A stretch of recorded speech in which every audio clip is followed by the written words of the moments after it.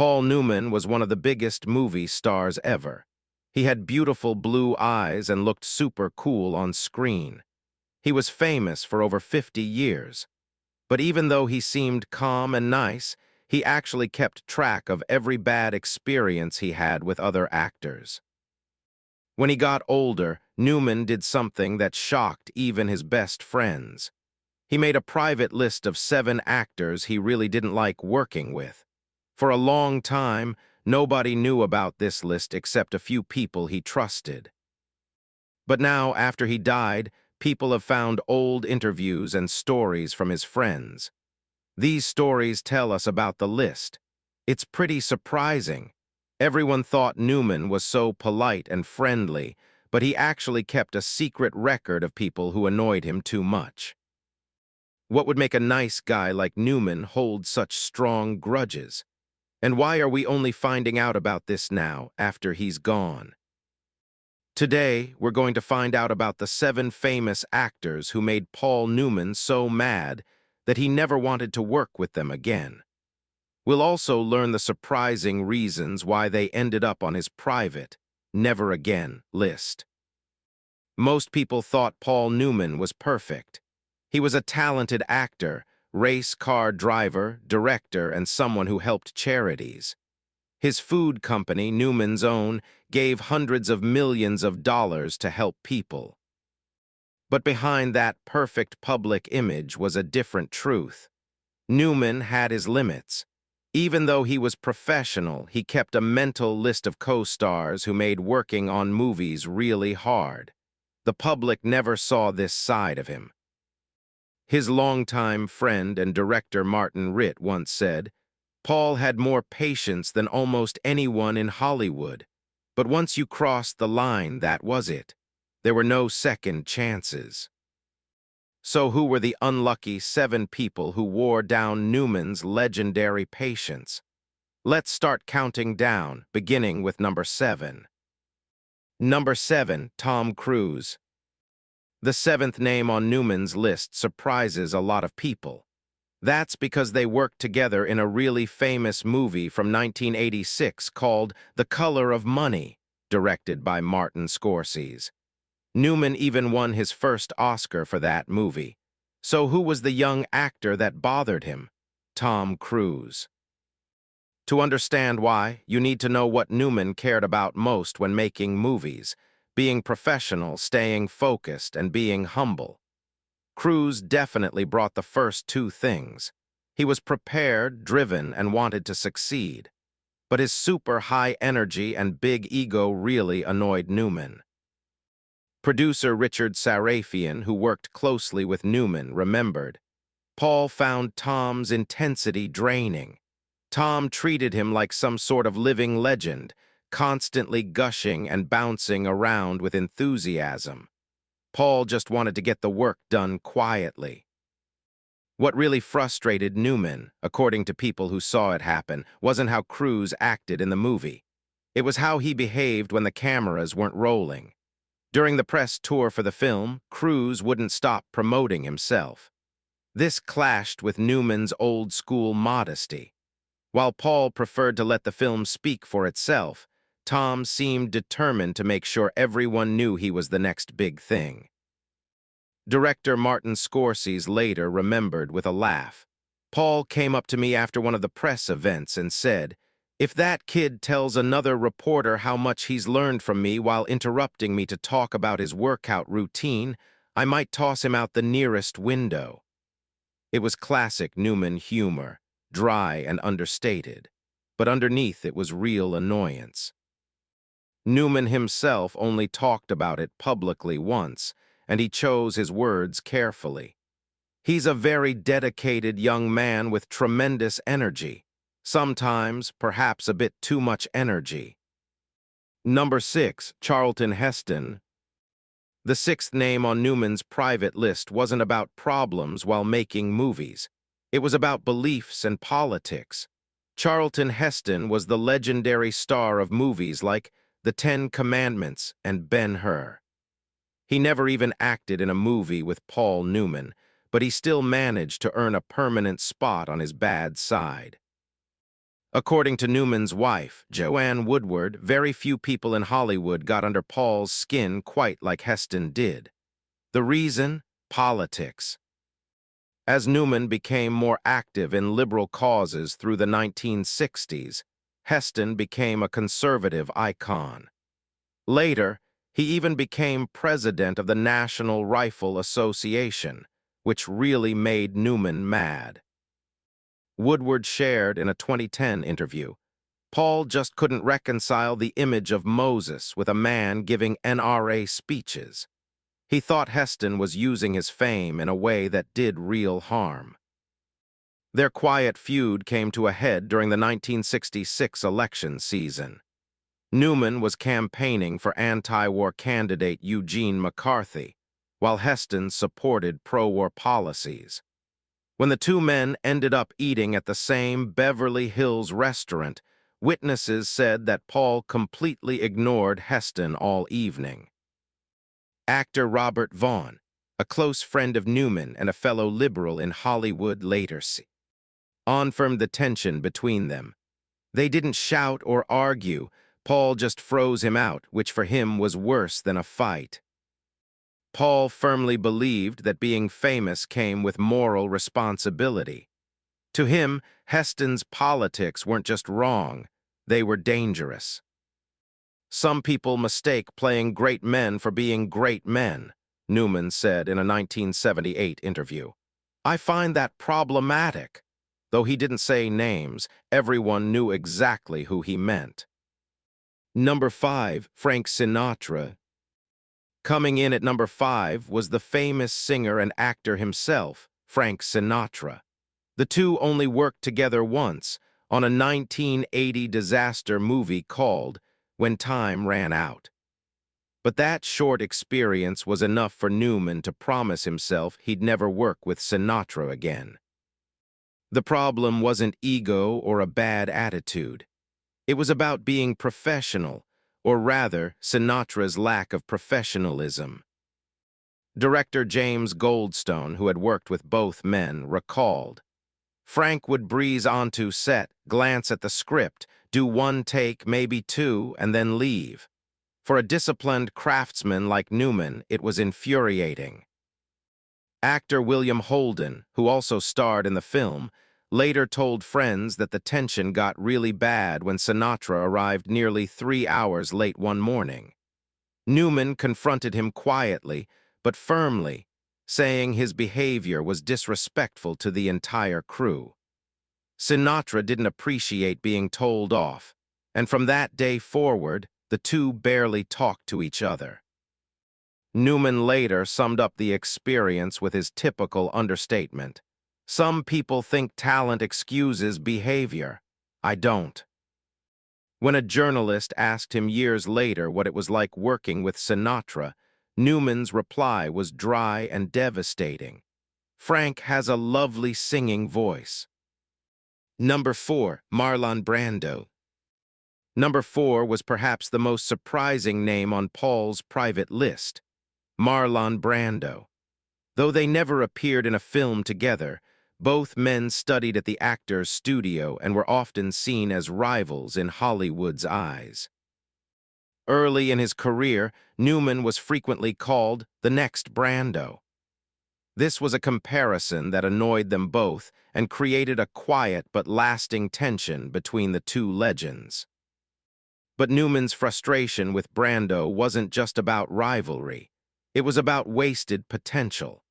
According to Robert Redford, Newman's longtime friend and co-star in Butch Cassidy and the Sundance Kid, and The Sting, Paul often complained about how Brando seemed to lose interest in acting.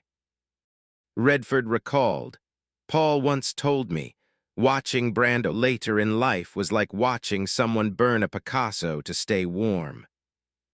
Newman believed Brando had been blessed with incredible, once-in-a-generation talent and had wasted it. What made him most angry were the stories of Brando showing up on set unprepared, relying on cue cards, or giving lazy performances. For a perfectionist like Newman, that kind of not caring was unforgivable. Actress Eva Marie Saint, who worked with Newman on Exodus, said, "Paul believed you owed your best to everyone on set. When he heard that Marlon couldn't be bothered to learn his lines, it genuinely offended him." In one of his final interviews, Newman summed up his view simply, "Great talent comes with great responsibility. Not everyone lives up to that." Most people assumed he was talking about Brando. Number 3, Steve McQueen. Coming in at number 3 was perhaps the most unexpected name, Steve McQueen. Both men were Hollywood icons of cool, symbols of masculine stardom through the 1960s and 70s. On paper, putting them together in the towering Inferno in 1974 seemed like a dream. In reality, it was anything but. Even before filming began, tensions were building. McQueen was obsessed with maintaining equal billing and status. He demanded identical pay, the same number of lines, and even an equal number of steps to climb in the film's burning skyscraper set. His biggest demand was that his name appear first in the credits, but positioned slightly lower than Newman's, a visual compromise that made them appear tied. Director John Gillerman recalled, "It was ridiculous. Here we were making a movie about selfless heroes, and off-screen it was a battle of egos." Newman, ever the professional, played along for the sake of making the movie, but privately he found McQueen's competitiveness exhausting. Actress Faye Dunaway, who had worked with both men separately, confirmed their fundamentally different approaches. Paul treated acting as an art form to be perfected. Steve treated it like a boxing match to be won. They were bound to clash. It was, as one crew member put it, a case of oil and water. Number 2, John Wayne. Taking the number 2 spot on Newman's private list was none other than the Duke himself, John Wayne. Their conflict ran deeper than Hollywood rivalry. It was rooted in politics and worldview. Newman was an outspoken liberal and anti-war activist. This stood in sharp contrast to Wayne's strong conservatism and unwavering patriotism.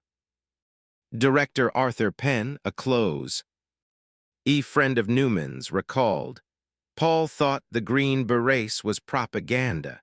He believed it glorified a war that was destroying countless lives, while Wayne was calling people like Paul un-American." The divide in their beliefs was permanent and personal. Newman also had little patience for Wayne's one-note acting style. In an unguarded 1970s interview with critic Rex Reed, he said, "I respect his success, but John Wayne plays John Wayne in every movie. I've always tried to play someone new each time." When Wayne won the Oscar for True Grit in 1970, a prize that had long escaped Newman, Paul was outwardly gracious but privately frustrated. Friends recalled him saying that Wayne had been rewarded for being himself, not for acting. Still, after Wayne's death in 1979, Newman softened a bit. He later admitted, "We disagreed on almost everything, but you can't deny he was a symbol. Symbols aren't always comfortable, but they matter." Number 1, Robert Redford. Topping Newman's list, and shocking nearly everyone who knew them, was his close friend and frequent co-star Robert Redford. Despite their legendary on-screen partnership in Butch Cassidy and the Sundance Kid, and The Sting, Redford was, by many accounts, the one person who could truly test Newman's patience. The source of Paul's annoyance wasn't ego or politics, it was punctuality, or rather Redford's lack of it. A longtime crew member said, "Bob could never be on time. Paul was meticulous, always early, always prepared. Waiting around for Redford drove him insane." Their chemistry on screen hid a quiet but constant frustration behind the scenes, one that even lifelong friendship couldn't completely erase. Director George Roy Hill, who worked with both of them on Butch Cassidy and the Sundance Kid and The Sting, recalled, Paul was almost military in his discipline and timekeeping. Paul would be on set before sunrise, lines memorized, ready to roll. Then we'd all sit around waiting for Redford. It drove him crazy, but he kept it bottled up. Director Sidney Pollack, who frequently worked with Redford, confirmed the habit. Bob doesn't mean to be late. He just moves at his own pace. He lives in a different time zone from the rest of us. Redford's lateness became such a running joke that during The Sting, the crew gave Newman a clock where every number was replaced with the word Redford.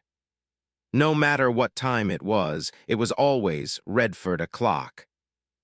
What truly annoyed Paul, however, was that despite his delays, Redford would still turn in an effortlessly brilliant performance. Newman once told George Roy Hill, "The most annoying thing about that kid is he can show up 3 hours late and still nail it in one take. It's maddening." The irony that his most frustrating co-star was also his most successful partner wasn't lost on either man. Over the years, their frustration turned into affection. In a 2015 interview, Redford laughed about their differences. Paul was structure, I was chaos. He was on time, I wasn't. Maybe that's why we worked. We annoyed each other, but we brought out the best, too. Newman himself summed it up with his typical wit during an AFI tribute. Working with Robert Redford taught me patience. I didn't have any before. I used it all on him. What makes Newman's so-called hate list remarkable isn't the names on it, but what it reveals about who he was. His daughter Melissa Newman explained in a 2018 interview, "Dad's list wasn't about grudges or gossip. It reflected his principles. He believed being an actor meant showing respect for the work, the audience, and the people around you. If you treated acting like it was just a shortcut to fame or money, that's what really set him off." This outlook sheds light on why Paul Newman's list featured some of Hollywood's most iconic figures. These weren't actors who had failed to achieve success. They were stars who, in Newman's view, failed to handle that success with integrity and professionalism. The depth of his feelings became increasingly evident in the early 2000s as he faced the cancer that would ultimately take his life in 2008. During that time, according to longtime friend and business associate A.E. Hotchner, Newman grew more thoughtful and unfiltered about his experiences. Hotchner recalled, Paul was taking inventory of everything, his triumphs, his regrets, his friendships, and the people who disappointed him. The list was part of that self-examination. It wasn't about bitterness. It was about being honest with himself. Newman's wife, Joanne Woodward, later confirmed that as Paul's health declined, his reflections became sharper and more honest. She explained, Paul had always been tactful in public, but in private, especially toward the end, he didn't sugarcoat things anymore. He wanted to face his truth without pretense. The list was never meant to be shared. It was his personal reckoning. The existence of that list might have remained unknown if not for a collection of interviews with Newman's closest friends and colleagues conducted after his passing, much of it uncovered during research for a detailed 2022 biography. Through those accounts, the names and the reasons behind them slowly came out, revealing a portrait of a man guided by conviction, principle, and high standards.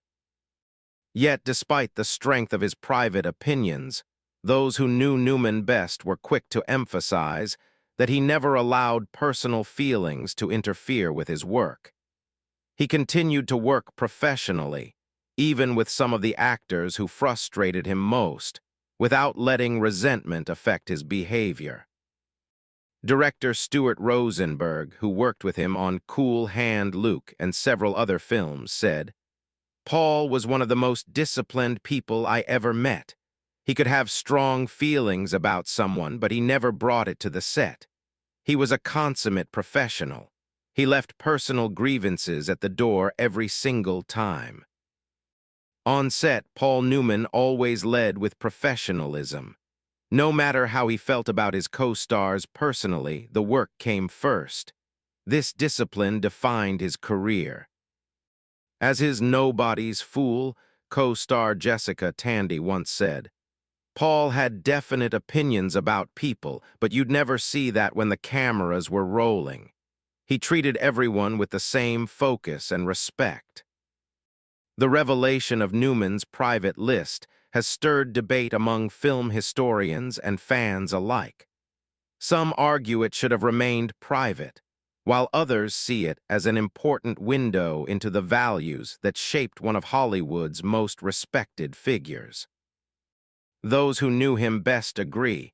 The list isn't about grudges, it's about principles. Martin Scorsese reflected on the controversy by saying, "Every true artist draws lines, things they won't compromise on. Paul's list isn't about resentment, it's about integrity.